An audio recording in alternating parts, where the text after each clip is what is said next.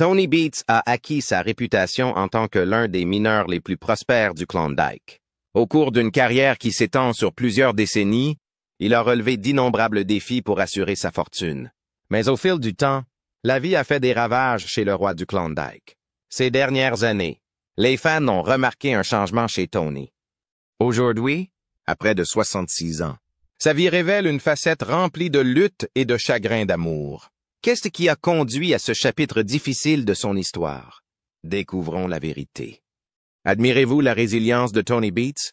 Commentez 1 si vous répondez oui ou 0 si vous pensez que son mode de vie est trop dur. Entrons dans les détails. L'ascension d'une légende de l'extraction de l'or. D'humbles débuts aux Pays-Bas à une icône de l'exploitation aurifère au Yukon. Son parcours est celui d'une détermination sans faille. Tony Beats est né dans le petit village agricole de Widenes, aux Pays-Bas, élevé dans une famille de travailleurs. Il a appris très tôt la valeur de la persévérance et de la diligence. L'agriculture était un mode de vie et le jeune Tony n'était pas étranger aux longues heures de travail. Cependant, les limites de la vie rurale aux Pays-Bas ont fait naître en lui une étincelle d'ambition. Tony rêvait de s'aventurer au-delà de sa ville natale et de se faire un nom. Au début de la vingtaine, Tony saisit l'occasion d'émigrer au Canada, attiré par la promesse d'un avenir meilleur et par l'attrait de la nature sauvage. S'installant d'abord en Colombie-Britannique, il travaille dans diverses industries à forte intensité de main-d'œuvre, notamment la construction de pipelines et l'élevage de vaches laitières. Si ces emplois lui ont apporté une certaine stabilité financière, ils lui ont aussi appris la robustesse et la résilience qu'il mettra plus tard au service de l'exploitation minière de l'or. Tony s'est initié à l'exploitation minière de l'or au milieu des années 1980, lorsqu'il s'est installé dans le territoire du Yukon. Fasciné par la riche histoire minière de la région et par les promesses de fortune qu'elle recèle, il décide de faire le saut dans le monde difficile et imprévisible de l'exploitation minière de l'or, le Yukon. Avec ses hivers rigoureux et son terrain accidenté, est bien loin des champs plats des Pays-Bas. Mais Tony y voit de l'occasion de faire ses preuves. Avec des ressources minimales, Tony a travaillé sans relâche pour mettre en place sa première exploitation minière. Les premières années ont été éprouvantes, journées longues. Conditions difficiles et revers fréquents ont mis sa détermination à l'épreuve. Cependant, la détermination inébranlable de Tony et sa volonté de prendre des risques ont commencé à porter leurs fruits. Grâce à des années d'expérience et à d'innombrables essais et erreurs, il acquiert une connaissance approfondie des techniques minières, des machines et de la terre elle-même. La percée de Tony se produit lorsqu'il acquiert ses propres concessions minières dans la région du Klondike. Connu pour sa personnalité plus grande que nature et son approche pragmatique. Il s'est rapidement fait une réputation pour ses techniques innovantes et sa capacité à transformer des exploitations minières en difficulté en entreprises rentables. Son style de leadership unique, marqué par des attentes élevées et une éthique de travail stricte, lui a valu le respect et l'admiration de la communauté des mineurs d'or. L'une des entreprises les plus ambitieuses de Tony a été la remise en état d'une drague centenaire, alors que beaucoup considèrent cette énorme machine comme une relique du passé. Tony y voit un potentiel. Il a minutieusement restauré la drague et l'a intégrée avec succès dans ses opérations minières, démontrant ainsi son talent pour combiner les méthodes traditionnelles et la technologie moderne. La renommée de Tony Beats s'est étendue au-delà du monde minier lorsqu'il a rejoint le casting de la populaire série de télé-réalité Gold Rush. L'émission a permis à des millions de téléspectateurs dans le monde entier de découvrir le personnage plus grand que nature de Tony et ses activités minières. Connu pour son attitude candide et son langage coloré, Tony est devenu le favori des fans. La série a mis en avant non seulement l'expertise minière de Tony, mais aussi son rôle de mentor et de père de famille. Sa femme, Minnie, et leurs enfants ont fait partie intégrante de la dynastie minière des Beats, travaillant aux côtés de Tony et contribuant au succès de la famille. Les sacrifices d'une vie difficile. L'exploitation minière n'est pas seulement un travail pour Tony, c'est un mode de vie. Mais ce travail éreintant s'accompagne de sacrifices, qu'il s'agisse de l'impact physique sur sa santé ou du temps passé loin de ses proches. L'extraction de l'or au Yukon n'est pas pour les âmes sensibles. Les longues heures de travail, les conditions climatiques extrêmes et l'aspect purement physique du travail ont laissé des traces chez Tony. Pendant des décennies, il a enduré des hivers glacials, des étés brûlants et un travail éreintant pour assurer le fonctionnement de ses exploitations. Les exigences incessantes de son travail ont eu un impact sur sa santé, ce que Tony reconnaît ouvertement. Pourtant, pour lui, ces difficultés font simplement partie du mode de vie qu'il a choisi, un prix qu'il est prêt à payer pour atteindre ses objectifs. Les sacrifices personnels sont toutefois plus difficiles à supporter que les exigences physiques. L'exploitation minière est une activité dévorante, qui éloigne souvent Tony de sa famille pendant de longues périodes. Pendant la majeure partie de sa carrière, Tony a dû concilier son rôle de père et de mari avec sa volonté de bâtir un empire minier aurifère. L'éloignement du Yukon fait que le temps passé avec ses proches est un luxe rare, et la pression exercée pour subvenir aux besoins de sa famille s'est souvent faite au détriment des moments partagés et des étapes importantes. La famille, pilier de la force. Malgré ses difficultés, la famille de Tony a été la pierre angulaire de sa vie et de sa carrière. Sa femme, Minnie, a été sa partenaire inébranlable dans tous les sens du terme. Qu'il s'agisse de gérer les aspects financiers de l'entreprise ou d'apporter un soutien émotionnel, Minnie a fait partie intégrante de la réussite de Tony. Leur relation, fondée sur des décennies de confiance et de respect mutuel, a résisté aux tempêtes de leur mode de vie exigeant. Leurs enfants, Monica, Kevin et Mike, ont également joué un rôle essentiel dans les activités minières de la famille. Chacun d'entre eux a adopté l'héritage des Beats, travaillant aux côtés de leur père dans les conditions difficiles du Yukon. Si les attentes de Tony sont élevées, son engagement à enseigner à ses enfants la valeur du travail et de la persévérance est évident. La dynamique de la famille Beats, souvent mise en évidence dans Gold Rush, montre l'importance de l'unité face à l'adversité. Pour Tony, transmettre ses connaissances et veiller à ce que ses enfants soient équipés pour perpétuer l'héritage est aussi précieux que l'or qu'il extrait. Les leçons du Yukon. Le parcours de Tony Beats est riche d'enseignements, non seulement sur l'exploitation minière, mais aussi sur la vie elle-même.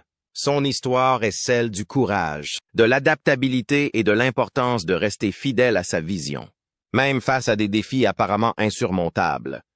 L'une des principales philosophies de Tony est la nécessité de prendre des risques.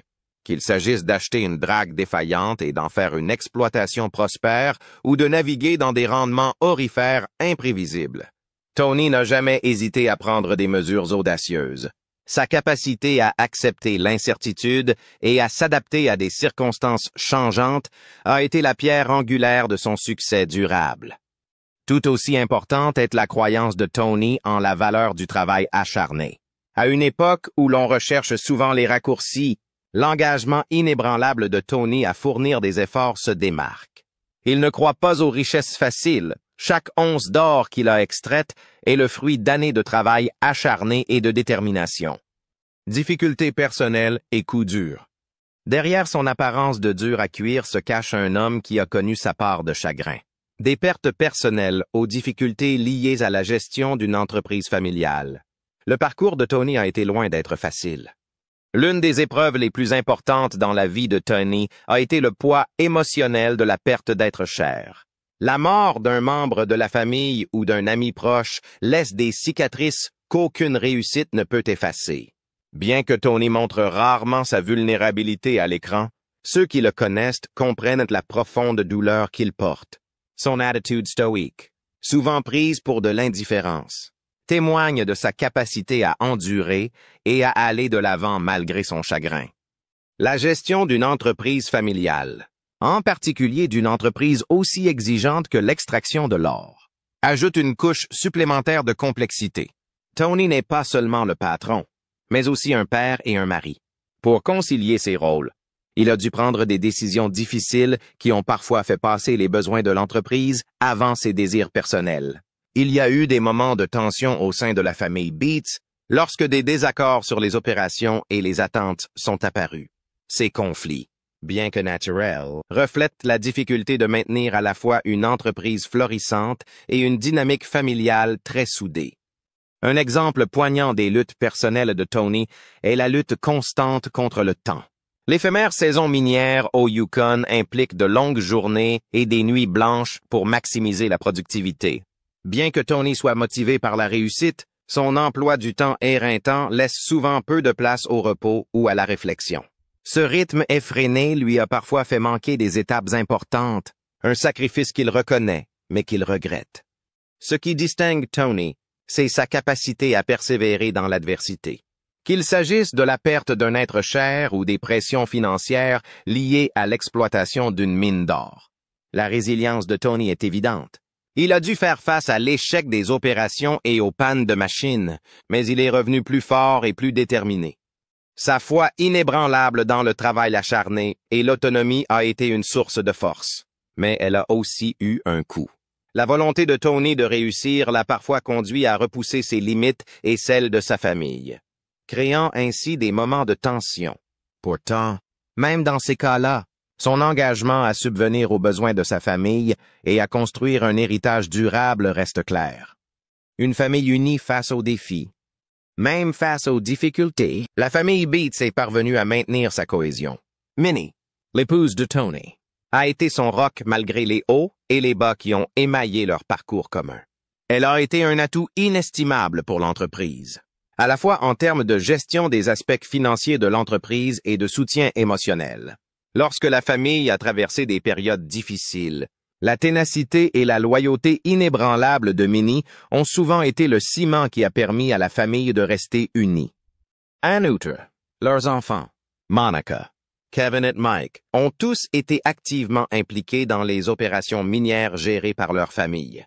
Les enfants de Tony ont adopté l'héritage familial et se sont engagés à travailler sans relâche pour soutenir l'entreprise, même si les attentes élevées de Tony peuvent parfois provoquer des frictions. Le fait qu'ils soient prêts à relever les mêmes défis que leur père est un signe fort des valeurs que Tony leur a inculquées. Il y a un amour et un respect sous-jacents qui lient la famille. Malgré les désaccords, ils sont conscients que les sacrifices qu'ils ont consentis ensemble contribuent à la création de quelque chose de plus important, un héritage dont les générations futures pourront être fières. Ils pensent souvent à la façon dont son éducation aux Pays-Bas, où la vie était simple mais stimulante, l'a préparé aux difficultés qu'il allait rencontrer dans l'industrie minière aurifère. Tony aurait dit « Vous apprenez à faire avec ce que vous avez », une philosophie qui s'est avérée bénéfique pour lui dans l'environnement hostile de la nature sauvage du Yukon. Une réflexion sur l'héritage. Alors que Tony Beats approche de la soixantaine, le concept d'héritage prend de plus en plus d'importance dans ses pensées. Pendant des décennies, il s'est investi corps et âme dans le monde exigeant de l'extraction de l'or.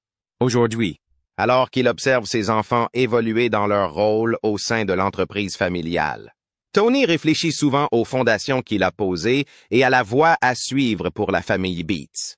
Ses enfants, qui ont grandi en étant témoins des sacrifices et des triomphes de l'extraction de l'or, reprendront-ils le flambeau?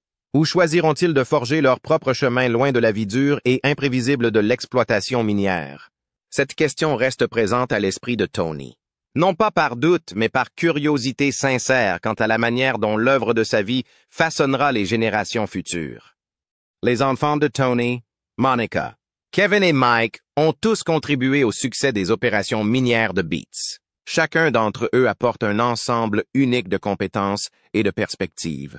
Monica, la plus jeune, souvent considérée comme le bras droit de Tony, a prouvé à maintes reprises son courage et sa détermination.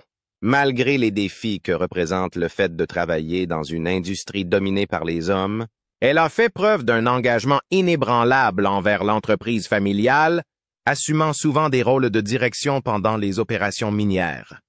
Kevin, avec son approche pratique et son savoir-faire technique, reflète l'état d'esprit pratique de Tony. Il a le don de dépanner les machines et d'assurer le bon déroulement des opérations. Une compétence essentielle dans l'environnement impitoyable du Yukon. Mike, le plus discret des trois, apporte sa contribution à sa manière.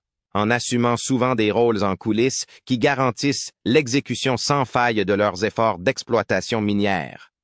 Tony est fier de leur dévouement, mais il est parfaitement conscient des pressions qu'ils subissent. La vie minière n'est pas faite pour tout le monde, et il respecte le fait que ses enfants puissent un jour choisir d'explorer d'autres carrières ou d'autres modes de vie. Sa priorité n'est pas de les forcer à entrer dans son moule, mais de leur donner les moyens de faire des choix qui les épanouissent. Leçon au-delà de l'extraction de l'or. Pour Tony, l'héritage qu'il espère laisser va au-delà de la richesse physique générée par l'exploitation de l'or. Il s'agit d'inculquer des valeurs, le travail acharné, la résilience, l'adaptabilité et l'importance de la famille. Ces principes l'ont guidé depuis ses humbles débuts aux Pays-Bas jusqu'à son ascension en tant que légende de l'exploitation aurifère au Yukon.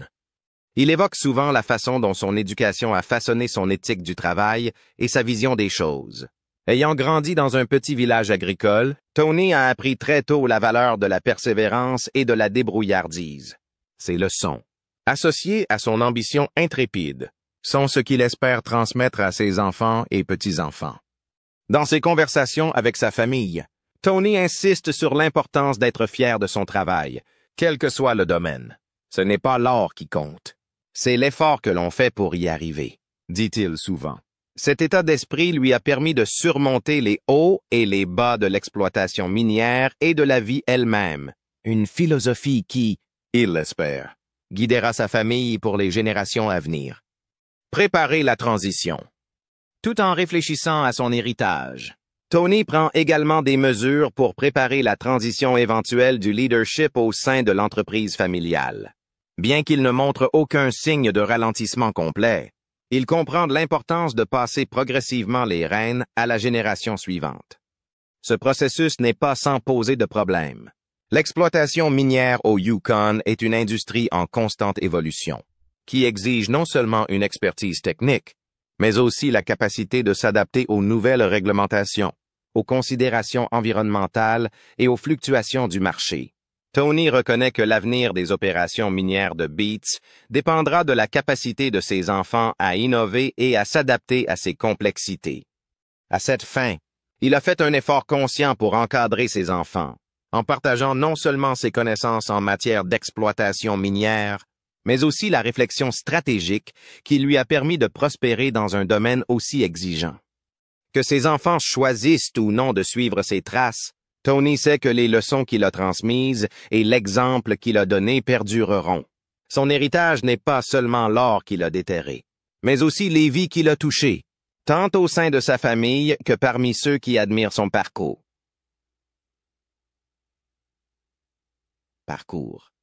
L'homme derrière le mythe. Tony Beats est peut-être connu comme le roi du Klondike, mais pour ceux qui le connaissent, c'est un homme défini par son amour de la famille et son engagement inébranlable envers ses rêves. L'histoire de Tony témoigne de la force de l'esprit humain. Sa vie nous rappelle que le succès s'accompagne souvent de sacrifices, mais que c'est l'amour et le soutien de la famille qui nous permettent de tenir bon. In John Deere 2025, le roi du Klondike est toujours une figure centrale de l'industrie minière, aurifère et un membre éminent du casting de l'émission Gold Rush de Discovery Channel. À 66 ans, il reste activement impliqué dans les opérations minières, faisant preuve de la même détermination et de la même résilience qui ont défini sa carrière. Les efforts de Tony en matière d'exploitation minière ont donné des résultats significatifs. Lors d'une saison récente, il a atteint une étape remarquable en extrayant 1,9 million de dollars d'or en seulement 2 semaines, soulignant ainsi son expertise et l'efficacité de ses opérations. Malgré son succès, Tony est confronté aux défis inhérents à l'industrie minière. Les dysfonctionnements des équipements sont un problème récurrent. Par exemple, les pannes inattendues du trommel ont mis à l'épreuve l'ingéniosité et la détermination de son équipe. L'attitude directe de Tony et sa grande expérience de l'exploitation minière continuent de captiver le public. Sa participation à Gold Rush offre aux téléspectateurs un aperçu authentique des épreuves et des triomphes de l'extraction de l'or au Yukon. Sa réputation d'homme de tête et de travailleur acharné perdure, ce qui contribue à faire de lui une figure respectée de l'industrie. Situation financière. La réussite financière de Tony est évidente. Les estimations suggérant que sa valeur nette pourrait atteindre 20 millions de dollars ou plus d'ici 2025. Cette richesse substantielle reflète son dévouement de plusieurs décennies à l'industrie minière aurifère et son sens aigu des affaires stratégiques. Malgré son âge, Tony ne montre aucun signe de vouloir prendre sa retraite. Lors d'interview, il a exprimé sa passion pour l'exploitation minière en déclarant « Vous voulez profiter de votre vie. C'est ce que je fais tous les jours depuis 40 ans que je suis dans l'industrie minière. » Son engagement inébranlable suggère qu'il a l'intention de rester actif dans l'industrie dans un avenir prévisible. Le roi du Klondike est devenu une figure marquante de la série de télé-réalité Gold Rush, diffusée sur Discovery Channel, en raison de sa personnalité plus grande que nature, de son éthique de travail légendaire et de son expertise inégalée dans le domaine de l'exploitation minière de l'or. Son apparition dans l'émission a consolidé son statut de mineur le plus emblématique de la région du Yukon. Tony est apparu pour la première fois dans Gold Rush au cours de la deuxième saison de l'émission en tant que consultant auprès de l'équipe de Hoffman.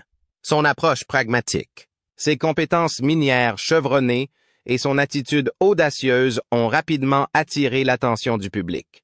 Au cours de la quatrième saison, Tony et ses propres activités minières ont occupé le devant de la scène et il est devenu un personnage récurrent, mettant en valeur son entreprise minière familiale.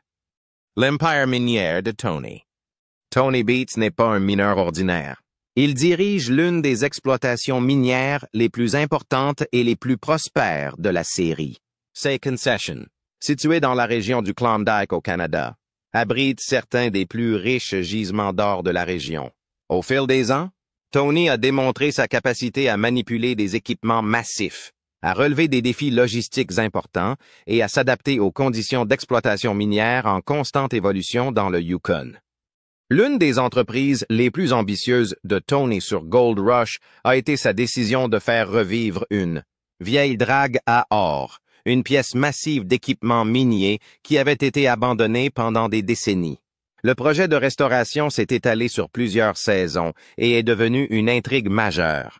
La drague symbolise l'ingéniosité, la détermination et le goût du risque de Tony. Bien que le projet ait été confronté à de nombreux défis, il a souligné l'engagement de Tony à maximiser la récupération de l'or tout en honorant l'histoire de l'exploitation minière. Le personnage de Tony. Tony Beats est aimé de ses fans pour sa personnalité colorée, son esprit vif et son honnêteté sans concession. Connu pour son usage intensif d'injures, souvent interdites dans l'émission. C'est un franc-tireur qui n'hésite pas à exprimer ses opinions. Sous son apparence bourrue se cache toutefois un engagement profond envers sa famille et une passion inébranlable pour l'exploitation minière. Le rôle de Tony dans Gold Rush a fait de lui le favori des fans.